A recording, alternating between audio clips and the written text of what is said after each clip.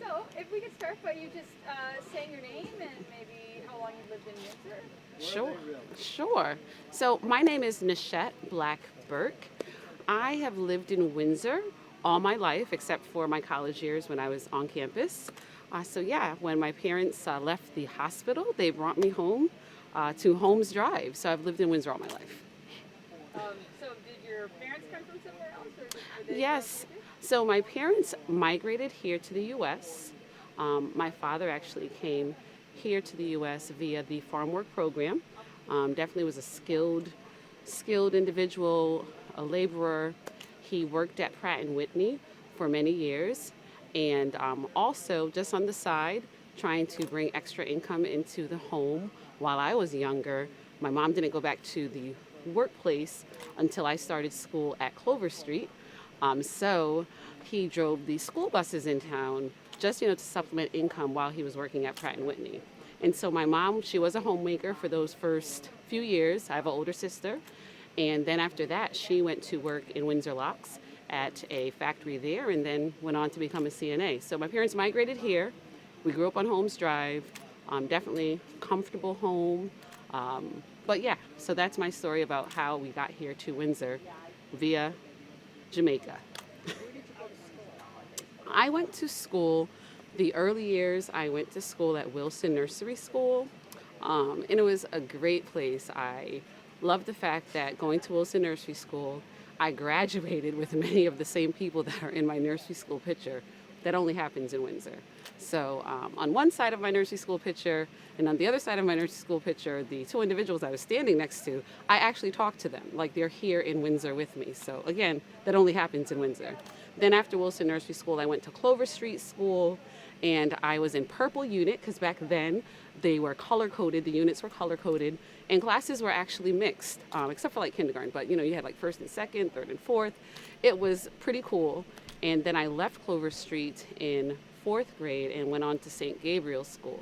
And again, many of the people that were in my nursery school picture, met them over at St. Gabriel's too, and we graduated high school together. So after St. Gabriel's, I went on to Windsor High, went off to college, and came back here, bought a home, and live here with my two children. I live right now, I live on. Are you supposed to say your address? But that's okay, even if I'm not supposed to. It's all right. It's Windsor. Thank you, right? So I live over in that. As I said, I grew up on what my dad told me, what was called the Oakland Hills area of Windsor back in the day. I know there's this ongoing debate like, well, what do you call that area of Windsor? Because it's not quite Deerfield, it's not quite Wilson, but like, what do you call this area here, like LP Wilson, Root Avenue, Tamarack area? We don't know what we call it, but that's where I grew up. For the t-shirt, I called it Mariana.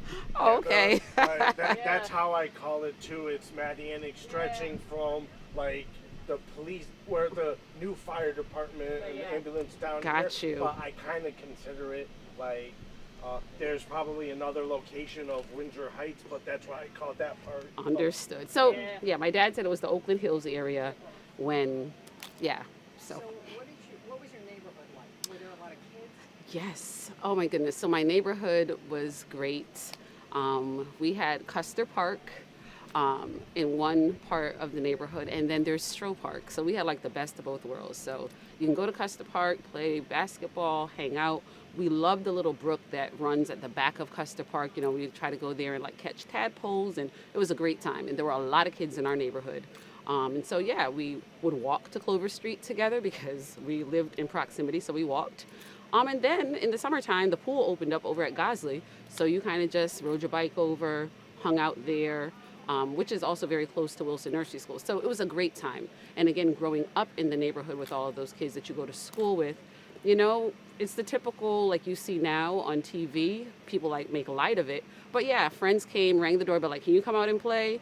And yes, you need to be inside before the street lights. But it was a great time, a bunch of kids, and I loved my neighborhood for that.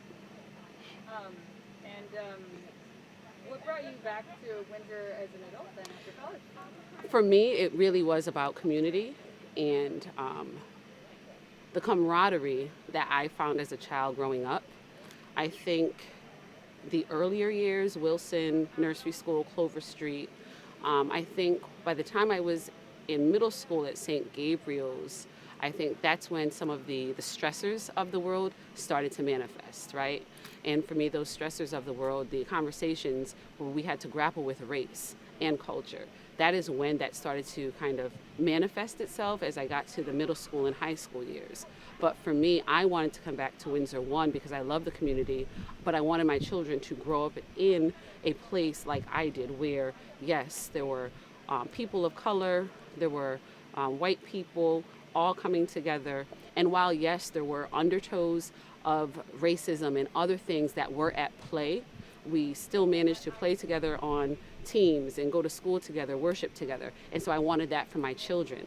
And I'm just so grateful now that as a town, I feel like we're evolving and taking a moment, a pause, to really address some of the issues that have surfaced and may have been there for many years. But as a town, we're trying to address it together. So that's what I wanted for my children, was just that level of camaraderie and community. Could you talk about how these issues would manifest, like when you were at St. Gabriel's, or that time? Absolutely.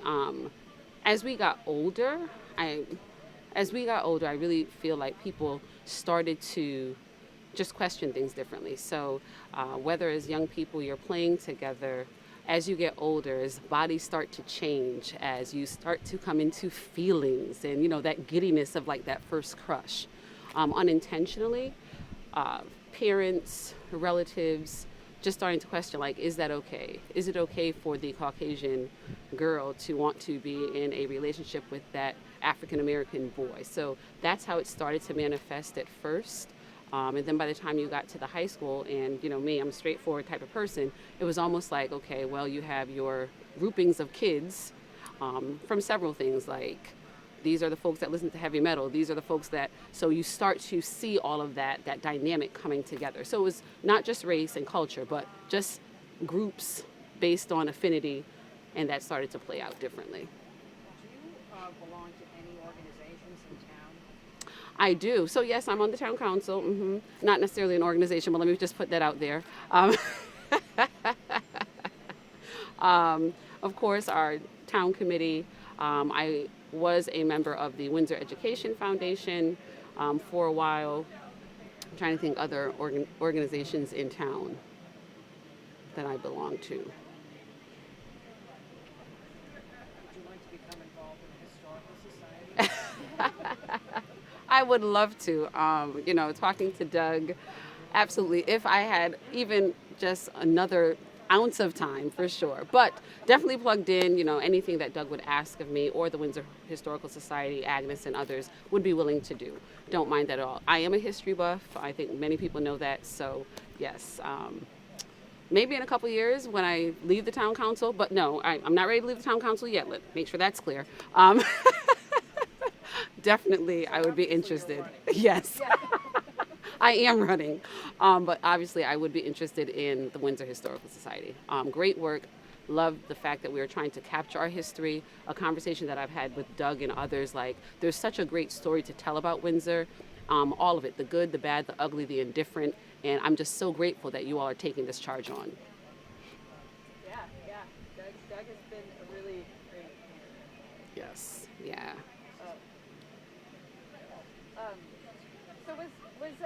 Was St. Gabriel how diverse was that? So, oh my goodness, Michelle, so interesting that you asked that.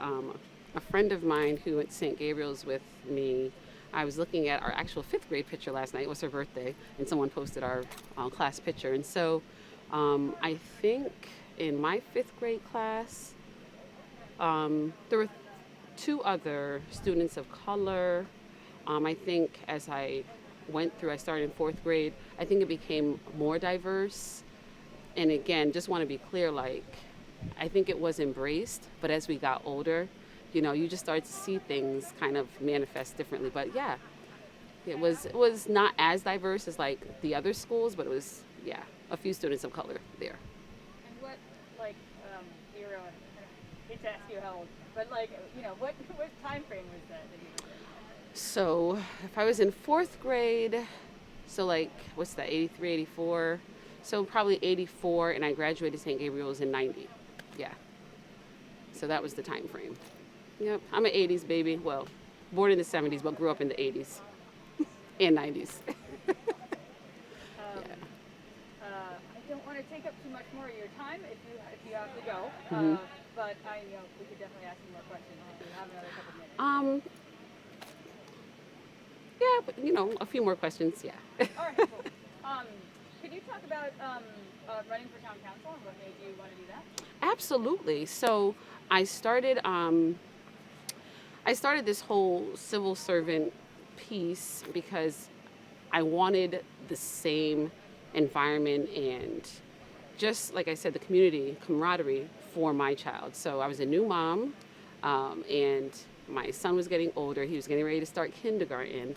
And so I would go to the Board of Education meetings, would listen, ask questions, and met the board president at the time, Miss Santos, and was just kind of there, always sharing like, well, why not this? And at the time, the big issue was all-day kindergarten. And so I started out in civil service, being on the Board of Education first, and was elected, I think, because I was that parent, always asking questions, and then moved over to the town council. So for me, it was just really about bringing those issues forward and the frame, the lens of a parent. So that's how I came to civil service, especially with the Board of Education, because I was a parent in town, and having gone through the Windsor school system, just wanted to see, and I know things can't be the same, but I wanted the same level of education for my child. And so now I have two, and they're both, one at Windsor High, one at Oliver Ellsworth. And being on the town council, while I'm not on the Board of Education, I still feel like I have an opportunity to kind of shape what is taking place in the world of education in our town, as well as other town services. Like, I'm an advocate for senior services. I have a mom who's still here in Windsor. She's 84. So I need to ensure that, yes, the Caring Connection and other services like that we maintain those, because as a town, yes, town services, education, senior services, they kind of walk together. So that's how I came to being on the Board of Education, then the town council. Did anybody ask you to do any of these things, or you just So I was approached about running for the Board of Education, and then I kind of switched jobs and was like, well, I may have to step away from the Board of Education just to fulfill the requirements of my position. And then I was approached, someone was actually leaving the town council, and they were like, would you be interested? And so going through the whole town committee process, ended up being appointed, and then ran for election. And yes, I'm running again. Mm-hmm.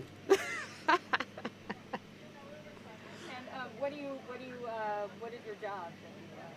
So I work for Hartford Public Schools, and I'm the chief of family and community partnerships there. So it's like a life work for me. Community, families, it's really like my life work. So I do that for my job and also want to do that in my town. Well, thank you so much. Thank you. Thank you so much. I love your classes. Thank you. And I guess my last fondest memory of Windsor, I remember being, I think it was 4 or 5, and that's when the Shad Derby Parade started further down Windsor Avenue. And so it was Ponderosa back then.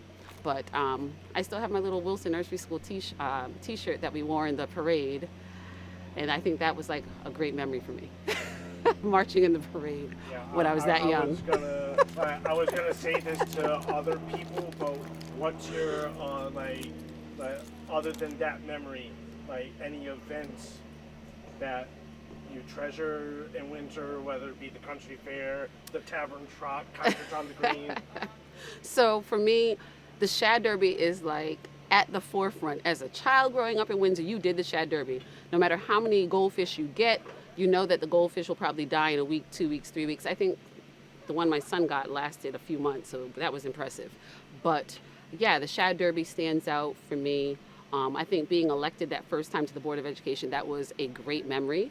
And I think most recently when we had the rally on June 7th of 2020 after George Floyd's death, that it was just beautiful. Like, I have that picture in my head. I know you all have a copy of that at the Historical Society, but it was just beautiful just to see Windsor come together. So those are memories that live in my mind. All right. Thank you, Michelle. Thank you.